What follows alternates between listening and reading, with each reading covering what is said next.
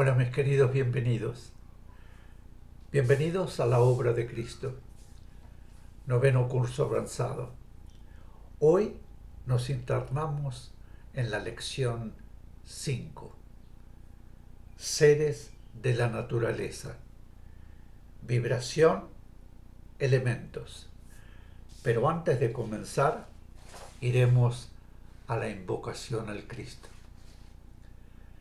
Cristo amado, permite a mi espíritu elevarse hasta tus plantas, para beber en las verdaderas fuentes de la sabiduría y absorber tus vibraciones poderosas de amor y fe, de purificación y fuerza espiritual y material, de poder espiritual, de paz, comprensión, salud, prosperidad y armonía, para derramar sobre mis hermanos. Y comenzamos. Mensaje. Lo que llamamos elementos de la naturaleza son vibraciones conjuntas que, al manifestarse en mundos como el suyo, adoptan formas, pues el suyo es un mundo en el cual todo lo espiritual necesita formas para su manifestación. Las vibraciones que constituyen los elementos están en todo el universo y están también en todos los mundos, bajo una u otra forma. Siendo vibraciones universales, están en la esencia misma de los mundos, de modo que la vibración, elementos, está en su mundo no solamente bajo el aspecto de forma que ustedes conocen, sino también bajo otros aspectos que escapan a su contacto directo y a su percepción. Podemos decirles así que tanto las vibraciones que constituyen el aire, como el agua, como la tierra, como el fuego, se encuentran no solo en la superficie, sino también en el interior de su planeta. En las etapas evolutivas que el mundo debe ir superando, siempre los elementos tienen acción. Cada elemento actúa en determinado momento de la evolución con preponderancia sobre la actuación de los otros elementos, y en ciertos momentos y determinadas circunstancias necesarias en el proceso evolutivo se produce la conjunción de los cuatro elementos en una acción conjunta para la realización de hechos necesarios en ese momento de la evolución. Explicación. Como ya sabemos, todo es vibración. Las vibraciones se agrupan en diversas formas y en el proceso evolutivo de un mundo, esas formas de agrupación pueden modificarse y conformar otros aspectos que antes no existían en ese mundo. Las vibraciones que llamamos elementos son de una calidad especialísima. Dice el mensaje que los elementos son vibraciones universales. Esto significa que son vibraciones originadas en planos divinos creadores. En los planos divinos creadores existen focos en los cuales se originan las diferentes vibraciones que son principios constitutivos en la vida manifestada en todo el universo.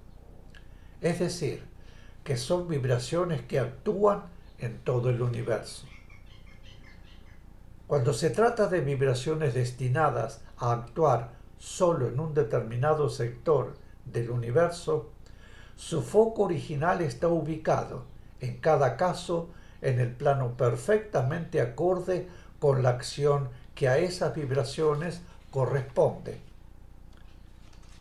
Para poder captar lo mejor posible esta realidad, debemos tener presente que al mencionar planos divinos hablamos ya de lo infinito, de gradación infinita y posibilidades infinitas dentro del orden perfecto. Nuestro Cristo, por ejemplo, es el foco vibratorio máximo para nuestro mundo, pero existen muchos otros Cristos, es decir, focos vibratorios ubicados en planos divinos, y su acción y guía corresponden a sectores del universo que, por ser más evolucionados, tienen un Cristo superior al nuestro. Cada Cristo transforma la vibración divina al voltaje de la capacidad receptiva del sector del universo que, de acuerdo con la ley, le corresponde tener bajo su acción, y en consecuencia nuestro mundo no podría recibir la vibración divina transformada a un voltaje superior al que su capacidad le permite, como ocurriría si el Cristo que la transformara para él fuera superior a nuestro Cristo. Cristo es, en realidad, una determinada conjunción vibratoria, y cuanto más evolucionado es el sector del universo, más evolucionado es también el Cristo bajo cuya guía y acción se encuentra. La formación de un núcleo crístico se efectúa ya en planos divinos, es decir, en el punto de identificación con la vibración del todo que llamamos reintegración. Y repetimos que es necesario tener presente que al hablar de planos divinos hablamos de la divinidad infinita, sin límite, en quien siempre puede haber más y más. Nuestra mente humana no puede concebir una idea siquiera aproximada de lo que esto significa. Volviendo a los elementos, siendo, como nos dice el mensaje, vibraciones universales que están en la esencia misma de los mundos, quiere decir que su fuente está en planos divinos creadores, porque los mundos están conformados por vibración universal, es decir, vibración originada en planos divinos creadores, en un cierto conjunto de calidades destinado a formar a través del tiempo absolutamente todo lo que constituirá ese mundo. En ese conjunto están incluidas también las vibraciones que corresponden a los elementos. Dice el mensaje que nosotros conocemos a los elementos en un aspecto determinado de forma, pero los elementos están en nuestro mundo también con otros aspectos que escapan a la percepción humana, porque como ya sabemos, en nuestro mundo hay vibraciones que, siendo físicas, no son perceptibles para nuestros sentidos, vibraciones que están en el interior de la Tierra, vibraciones que nos rodean y que nosotros no percibimos, pero que la ciencia ha comprobado que existen y que además también los hechos van demostrando que existen. Quiere decir, pues, que las vibraciones de los elementos están formando parte del mundo. Los elementos son en realidad vibraciones determinadas destinadas a una determinada realización. Nosotros denominamos elementos y por eso los mensajes superiores, al hablarnos de ellas, emplean la misma denominación, lo cual no significa que esas vibraciones sean elementos tal como nosotros lo consideramos, sino que son vibraciones que nosotros captamos con nuestros sentidos en diferentes aspectos de forma y las denominamos aire, fuego, agua y tierra. Pero en realidad son ciertas y determinadas vibraciones que, aun cuando muestran a nuestros sentidos físicos ese aspecto de forma, poseen también otros aspectos que nuestros sentidos físicos no pueden captar y que actúan en determinados momentos, dentro de la ley de evolución. Todo el movimiento evolutivo se efectúa dentro de la ley y en cada momento de la evolución en que la ley lo reclama, esas vibraciones entran en acción de acuerdo con lo que exige el momento y lo que determina la ley. Mensaje. En la Tierra, cuando un elemento debe actuar en forma preponderante en el aspecto evolutivo, resulta siempre una circunstancia de carácter catastrófico o doloroso. Pero ello no es debido a la vibración del elemento, sino que es debido a la vibración imperante en su mundo. Explicación. En el comienzo del proceso de la evolución de la Tierra, se produjeron grandes convulsiones en el planeta, intensas conmociones que fueron determinando cambios topográficos en el mundo y a la vez fueron determinando el afloramiento de determinadas vibraciones necesarias para el aspecto de la vida que debía comenzar a manifestarse en la Tierra. Sin embargo, esos movimientos, esos sismos, no significaban catástrofes, sino movimientos lógicos y necesarios en ese momento de la evolución. Ahora constituyen catástrofes porque significan desencarnaciones y destrucción de cosas que el hombre ha construido y que considera imprescindibles. Esos movimientos no son catástrofes por sí mismos, sino que sus resultados o efectos son catastróficos para los hombres, pero lo son porque ellos mismos han producido las causas que hacen necesario esos efectos. De otra forma, esos mismos movimientos reclamados por la evolución se efectuarían sin producir dolor ni perjuicio para nadie.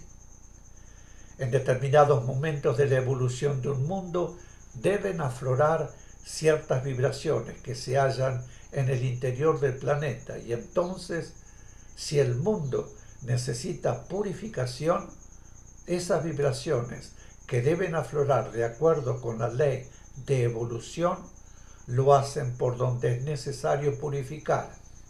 Pero, si no fuera necesaria la purificación, aflorarían por donde no produjeran ninguna destrucción. Todo es de una exactitud y precisión perfectas.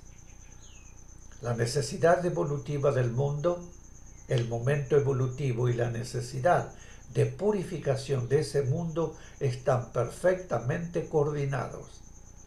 La destrucción no es imprescindible para la evolución. Solo se destruye lo que no sigue el ritmo que la evolución impone o pretende obstaculizarla. Si la evolución desintegra lo que está en oposición a la necesidad del mundo, es una acción positiva. De modo que nunca hay acción negativa en la evolución, por destructora y dolorosa que parezca. Como ya dijimos, si en nuestro mundo nada fuera negativo, la evolución no necesitaría destruir lo que el hombre ha construido. Lo destruye porque ello es necesario para purificar. Mensaje. Al actuar los elementos en una u otra forma, determinada por la necesidad del momento evolutivo del mundo, no solamente actúan las vibraciones externas, es decir, el elemento en su manifestación de forma visible o sensible para los hombres, sino que actúa también la vibración del elemento que, la repetimos, está también en el interior de la Tierra. Ejerce presión y acción desde el interior de la Tierra, cuando es llegado el momento evolutivo de la acción de ese elemento. También, en el aspecto invisible, los elementos están manifestados en su mundo en vibraciones sutilísimas, que no llegan a materializarse sino que están en estado espiritual.